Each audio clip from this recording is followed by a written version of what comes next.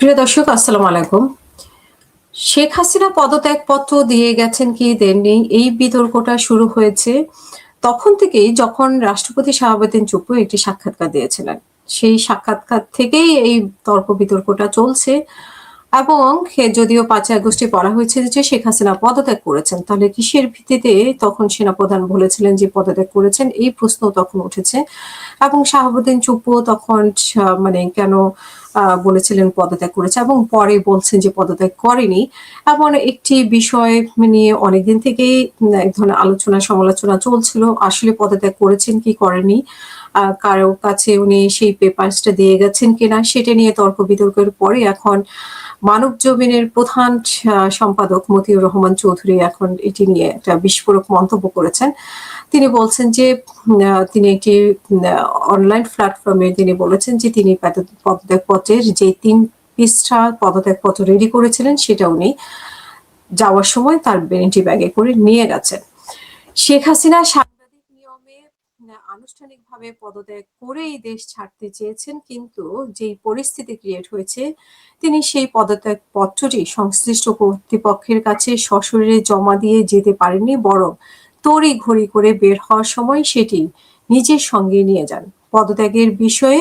পদত্যাগপত্রের ভিতরের বিষয়বস্তু ও নাটকীয়তা নিয়ে প্রবীণ এই সাংবাদিক বলেন যে তৎকালীন প্রধানমন্ত্রী শেখ হাসিনা দেশের জন্য তার সরকারের বিভিন্ন অবদান, উন্নয়ন কর্মকাণ্ড এবং আন্দোলনের মুখে দেশের সার্বিক পরিস্থিতি বিবেচনা করে পদত্যাগকে সুনির্দিষ্ট কারণ উল্লেখ করে ৩ পৃষ্ঠার একটি দীর্ঘ চিঠি লিখেছিলেন।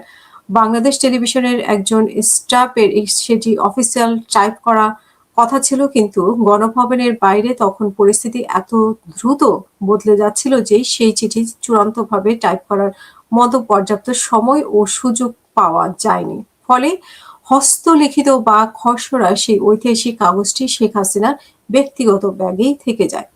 মতিউর রহমান চৌধুরী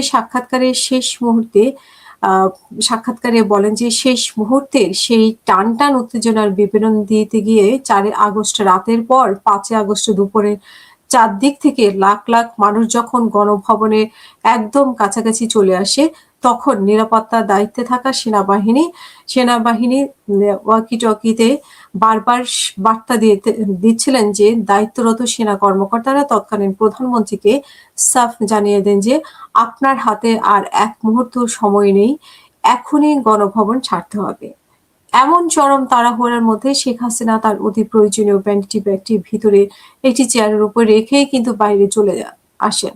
পরবর্তীতে একদম শেষ মুহূর্তে তিনি যখন গাড়িতে উঠবেন তখন পাশে থাকা একজন সেনাবাহিনীর একজন ব্রিগেডিয়ারকে তিনি বলেন যে আমার ব্যাগটা ভিতর থেকে নিয়ে আসো এবং ওইটা নিয়ে মানে ভিতরে রয়ে গেছে ওইটা নিয়ে আসো। এরপর সেই সেনা কর্মকর্তা ভ্যানিটি ব্যাগটি শেখ হাসিনার সাথেই গাড়িতে তুলে দেন এবং সেই ভ্যানিটি ব্যাগের ভিতরেই ছিল বহুল আলোচিত সেই ৩ পৃষ্ঠার পদত্যাগপত্র। এই হচ্ছে সেই পদত্যাগের গল্প। তাহলে পদত্যাগ তিনি করে যাননি, তবে পদত্যাগপত্রটি তিনি সাথে নিয়ে গেছেন। এটাই স্পষ্ট এখন।